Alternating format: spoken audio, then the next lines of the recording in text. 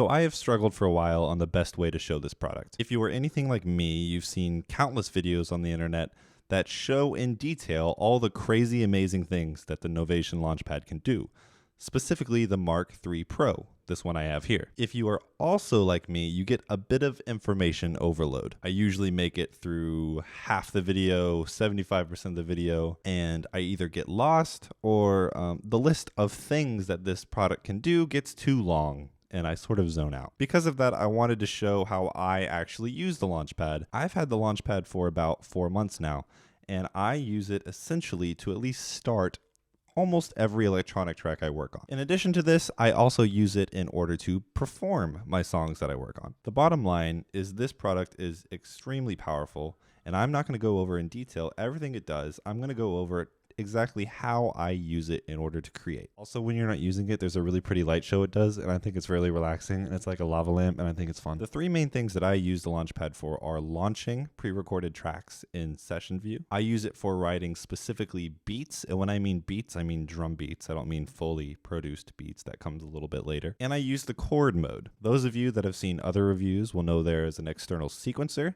that can be used to control sequences inside of Ableton, or you can use them for external gear. There is also a mode to write melodies rather than producing with chords. But again, the things I'm going over today in my personal workflow are the chords, the beats, and then launching pre-recorded tracks. So what I have pulled up here is a session view in Ableton and also a session view that we can see on the session tab of the Launchpad. We can navigate through it with these arrows here, one for the horizontal axis and one for the vertical one. You can see we have a square or a rectangle going through the screen as well as on the Launchpad. Now, you'll see that on this side of the Launchpad, we have all of the buttons blacked out.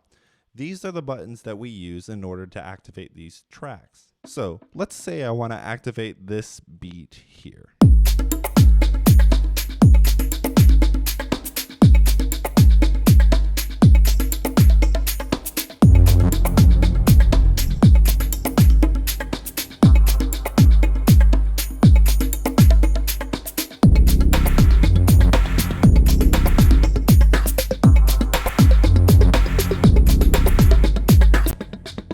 Essentially, we can make progress through this entire song linearly by going through the tracks themselves. Or let's say, for example, we wanted to put a verse or a drop or a breakdown on one scene, and we don't necessarily want to go through the whole thing as an entire project. For example, I have a melody line on this here, and I have a riser on this one here. Well, I can start the riser.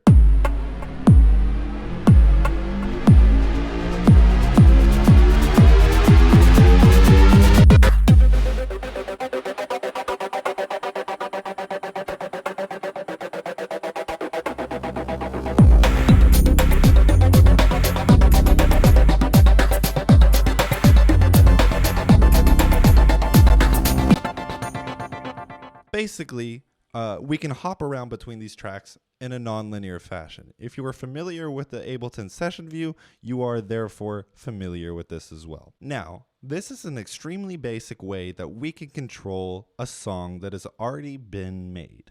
But what about using the Launchpad not only to play back things that have already been recorded, but what about actually performing songwriting and recording with it? Well, we have a few options. So I have just opened up a brand new session. We have a blank slate on the session view, but if we move over to the note, we will see we have a drum pad. I currently have the 808 engaged by clicking this tab here. If I wanted to engage the keyboard, which is the other instrument, I would just click on the tab that corresponds to its place in the session view. So here's the 808. And I also end up using the chord section quite a lot because I can get some interesting chord progressions happening. We are in A and we're in minor. That being said, we have some set rules about the keys that we're working within. This one is always going to be the root. This the fifth. This is the third. This is the seventh. And we have a reinstatement of the fifth as the final one. The coding is actually different depending on the key. This is going to represent a minor chord because we're in a minor key. The blue is going to represent major. I'm not completely sure what the green one represents. I believe that's augmented. Now you can get really cool in this section. This button here is a sustain pedal.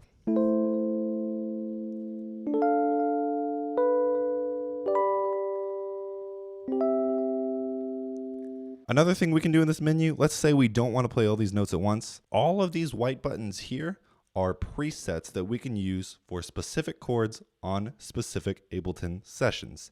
If I hold clear and then I hit the white, we can get rid of the presets I already had and we can put in new ones. I'm going to hit the 1 as the first one. That's now our chord. Let's just do 5. Why not?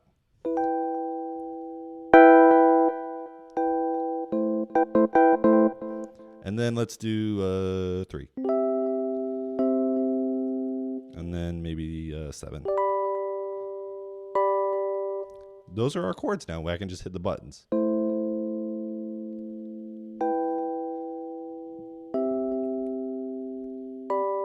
I can then fool around. All of this is within the key.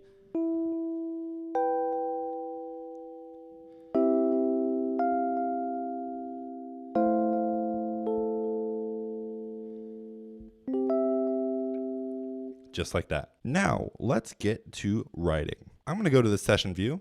I'm going to click this button, which if we look in the screen is going to correspond with the 808 kit itself. I can hit record arm, and then I can hit this button here. Now, in order to do this, we're going to need to go to Preferences, Record, Warp, Launch, and we're going to need to make sure that we have Start Recording on Scene Launch on. This is essentially going to allow us to record our parts directly into the Launchpad itself without ever having to touch the laptop. Make sure you have your metronome on.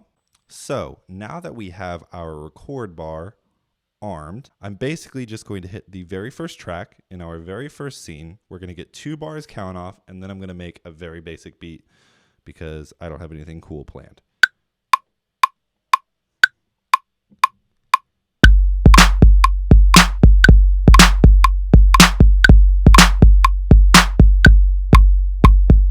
Now, if I play that back, I rushed it a lot, doesn't matter, I'm going to hit quantize.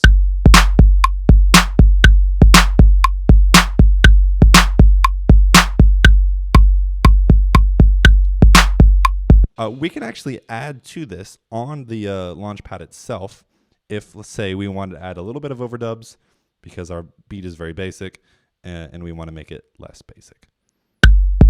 With this button here, after this round, I'm going to add more. I don't know what it'll be.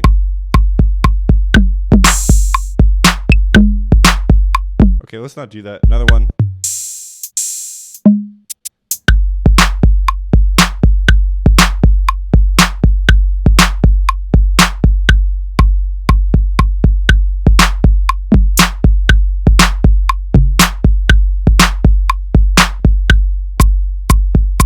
All right, well, it's a terrible beat, but it's a beat, and it's just a demonstration, so I promise I can make better music than that. So from there, why don't we add some chords on top of it? I'm going to go to our session view on the track itself. I'm going to not record arm this one. I'm going to record arm our keys. I'm going to give myself 2 bars, just like I did before, and then I'm going to make something up.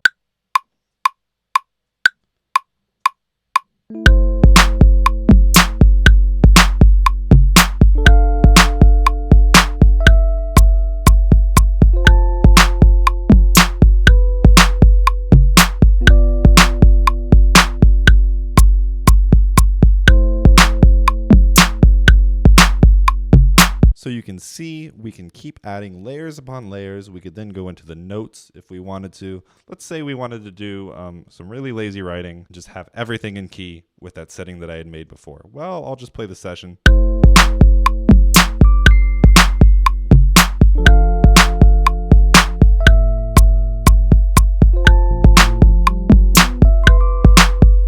Okay, never mind. We're not going to do that. We're going to edit that out. Turns out no writing is lazy. Anyways, you can see how we can add more and more layers. I just did 2. Didn't want to make this too long, too detailed. You had seen the other session view that was a lot more rich and how we can trigger all these things that we just wrote.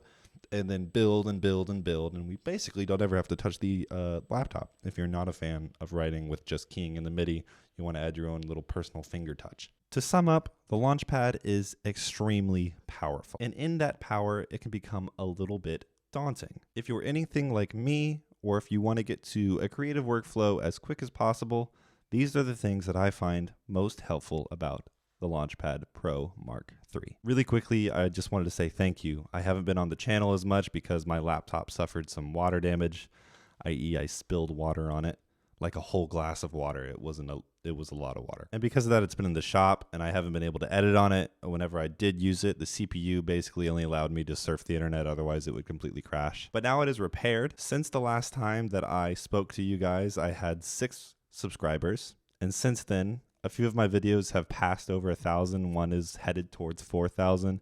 And we're almost at 50 subscribers. And that might be small for now, but we're growing. And I just want you to know I really, really appreciate it. There's more to come, and just thank you so much.